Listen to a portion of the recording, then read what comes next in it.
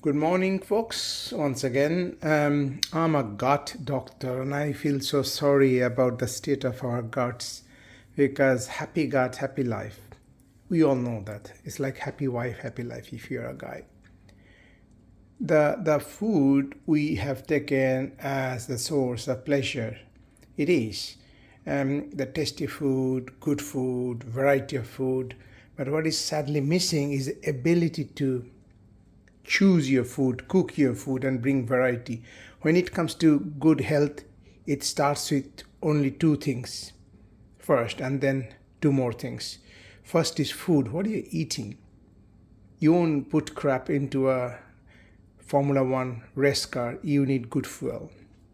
And the second is, are we giving the body the chance to recover, meaning rest? I don't call sleep, it is rest. And third thing is activity, movement. I don't want to call it exercise because that is limited. Maybe half an hour, maybe 5 minutes, maybe none, but move, we are always moving. Like I'm just moving my hand to show you different things. Just bring this movement more consciously rather than sitting in the chair at the desk. Move your hand, move your neck deliberately that are moving. And fourth is the state of your mind, the thoughts, the emotions, the anger, the hatred, or the bliss, etc. Now, coming back to the food, gut is a super intelligent organ. And if you feed it stupid stuff, it will become stupid. And it will let all the bad microbiome, bad bacteria flourish, which will produce stupid chemicals. And that will make your brain stupid and your body stupid, not adaptable, not resilient, not stress tolerant. So the summary of good food is fresh, freshly cooked, variety, and multicolors, a lot of vegetable, lot of protein, lot of fat, and a little carbohydrate. The carbohydrate should be the littlest. Although I said carbohydrate littlest, but I said vegetable should be a lot. Those vegetables will have carbohydrate. What I meant dense carbohydrate. Dense carbohydrates will fluctuate the sugar the most and fluctuate the insulin the most. And what are the dense carbohydrates? Everybody knows about sugar. They're like a super dense carbohydrate. But even fruits, if taken, a lot of fruits is a dense carbohydrate because it is pure sugar. It doesn't take body to digest it, just automatically gets absorbed into the bloodstream in a large quantity sometimes. I'm also talking about potatoes and white flour, grains particularly. Even if you mix fiber into the grain, like brown rice, etc., which is superior to white rice, but still it is condensed carb. Try to cut down the condensed carb and eat more veg carb. Even root vegetable carb is condensed, but it is better than grains. So the thing to avoid is grains, meaning rice and maize and wheat, and also the pure sugary stuff, and particularly if the sugar is man-made, like cakes, ice creams, pudding. If the sugar is nature-made, then it is not bad. At least not that bad. Honey. The second thing is seasonal.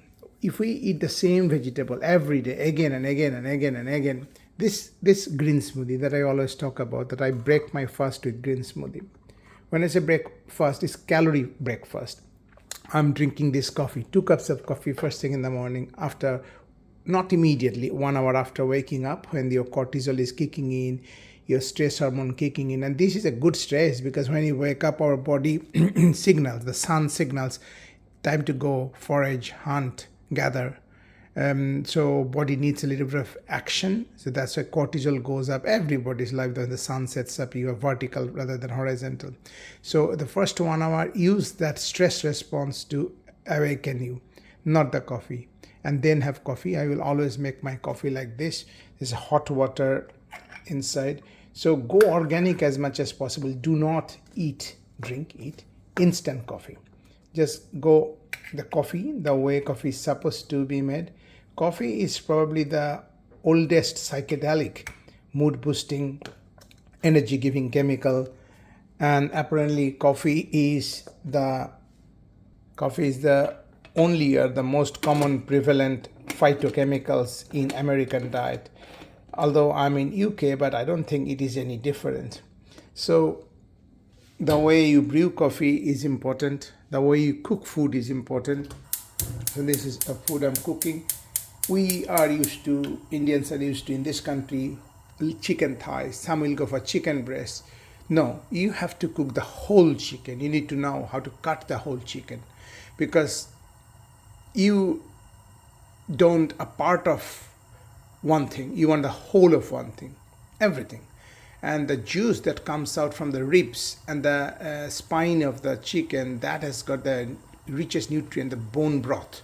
Yeah, it has got collagen in it. You don't get that much of collagen in the chicken thighs, the chicken legs, the chicken wings. Yeah, and that collagen makes you youthful, because the skin plasticity, that is collagen. So I was thinking of diversifying my channel into three different channels: one for gut and food, and one for brain, and one for exercise, because I keep talking about exercise, but actually I'm talking about movement, because even without doing exercise, you can move different ways. And humans are supposed to be moving in many different directions, in many different ways. Climb stage, jump, reach for something, climb down, climb up, push, bring something up, carry some heavy loads with you. And we are not doing any of this on a regular basis, and that's what is killing us. So that's my veg, protein, fat lunch, but every day it becomes different. It is not the same. Some are constant, like my protein powder is constant, and maca powder I added with it. So sometime I will eat hemp powder. Sometime I will go for a different brand of. So you need to you need to give body the stimulus to grow, new experiences. Like you're traveling different places. You don't want to travel to your office or hospital in the same route. Sometimes you take different route. Sometimes you see new stuff, you meet new people. That's why we don't like boredom. And for the body's concerned, body is not that kind of moody in that sense. Body likes different challenges. You probably know an apple tree will produce the juiciest apple when the farmer will hit a nail into the stem near the fruiting season.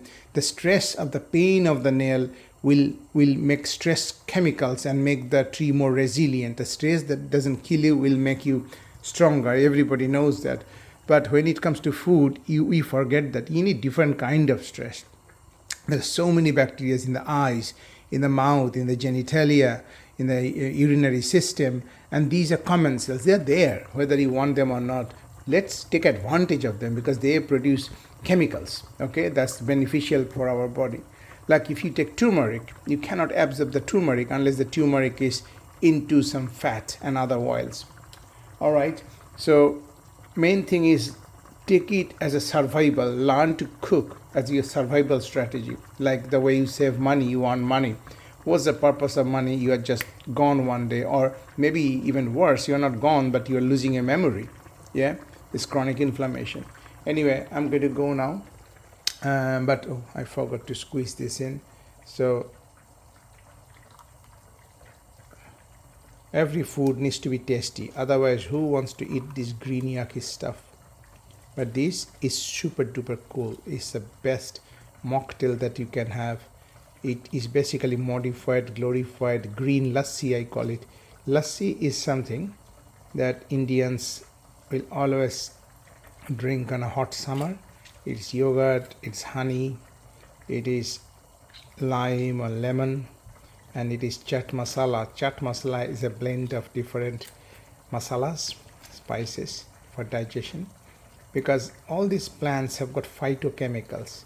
We call them adaptogens. So they are neither minerals or vitamins or macros, but they are phytochemicals, like flavonoids, like polyphenol and all that stuff. Like caffeine is a polyphenol. Tea is a polyphenol. Okay, so plant has produced all these chemicals in terms either to attract bees or to deter animal. So if we have all this, so we deter bad germs in our gut and attract good germs. That's it. Think about it. It's really delicious, and I feel connection because we love to feed whom we love. So this is the food for my family. I cook quite regularly. I love cooking. It's kind of relaxation and meditation for me.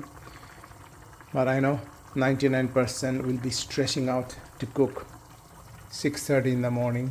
I wake up at 5 every day. And I'm now dressed up. I'm going for a run. Weather is lovely outside. Even if it's not lovely, I'm going for a run anyway. Have a great day.